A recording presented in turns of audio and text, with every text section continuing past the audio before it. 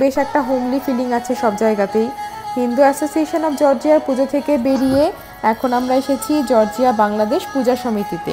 Global মল থেকে বেরিয়ে প্রায় 15 মিনিট মতো ড্রাইভ করে এসে তারপরে এই পুজো প্যান্ডেলে আমরা পৌঁছালাম। এই পুজো প্যান্ডেল শ্যামলি বলে একটা জায়গা রয়েছে, সেইখানে এই পুজোটা হচ্ছে।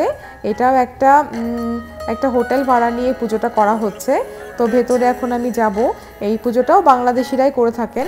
তাহলে আপনারাও আমার সাথে চলুন জর্জিয়া বাংলাদেশ পুজো সমিতির পুজো দেখতে। আমরা ভেতরটায় চলে এসেছি। চারপাশে খুব সুন্দর করে ঝাড়বাতি দিয়ে সাজানো রয়েছে। এখানেও মাতৃমূর্তির খুব সুন্দর শান্ত স্নিগ্ধ সৌম্য চেহারা। এখানে প্রণাম করে এরপরে আমরা যাব, এখান থেকে ড্রাইভ করে যাব নন্দন বলে আর একটা ক্লাব রয়েছে এখানে, তার পুজো দেখতে। আর ছবি ঠাকুর দেখতে হলে তো ম্যান্ডেটরি কিছু ছবি তুলতেই হয়, তো সেগুলো তোলা হয়ে গেছে। এইবারে আমরা চলে এসেছি নন্দনের পুজো দেখতে।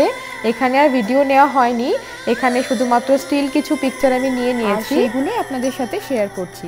এই ডেকোরেশনগুলো ক্লাবের মেম্বাররা নিজেরাই করে থাকে, তো খুব সুন্দর করে সাজানো হয়েছে চারপাশটা। এইবারে আমরা চলে এসেছি পূর্বাশার ঠাকুর দেখতে। এইখানে মাকে ডাকের সাজ দেওয়া হয়েছে, খুব সুন্দর সাবেকি সাজে মাকে এখানে তুলে ধরা হয়েছে।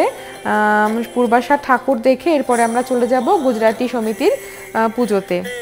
পূর্বাশার ঠাকুর দেখে বেরিয়ে এবারে আমরা এসেছি গুজরাটি সমিতির পুজো দেখতে। আসলে এখানে পুজোগুলো অনেকটা দূরে দূরে হয়, পাশাপাশি একদমই হয় না, তো ড্রাইভ করে অনেকটা যেতে হয়, সেজন্য অনেকটা সময় পেরিয়ে গেছে। এবার গুজরাটি সমিতির পুজো দেখে তারপরে সব শেষে আমরা সনাতন মন্দিরের পুজোটা দেখে আমরা বাড়ি ফিরে যাব। এখানে আরও 2-3টে পুজো হচ্ছে, তবে সেগুলো আর কভার করা সম্ভব না। প্যান্ডেল হপিংয়ের যে ব্যাপারটা, সেটার এক্সপিরিয়েন্স বাবুই পাখির একটু হলেও হয়ে গেল। যাই হোক, এবারের পুজোটা আমাদের বেশ ভালোই কাটলো। প্রবাসের মাটিতে থেকে এর থেকে বেশি কিছু বোধহয় আশা করা ঠিক না। যাই হোক, আমাদের পুজো তো ভালোই কাটলো। আপনাদের পুজো কেমন কাটলো কমেন্টে জানাতে অবশ্যই ভুলবেন না। আর আমাদের এই প্রবাসের পুজো পরিক্রমা কেমন লাগলো সেটাও জানাবেন। এতক্ষণ ধরে ভিডিওটি দেখার জন্য সবাইকে অসংখ্য ধন্যবাদ। আমরা চলে এসেছি সনাতন মন্দিরের ঠাকুর দেখতে। এই হচ্ছে সনাতন মন্দিরের মা।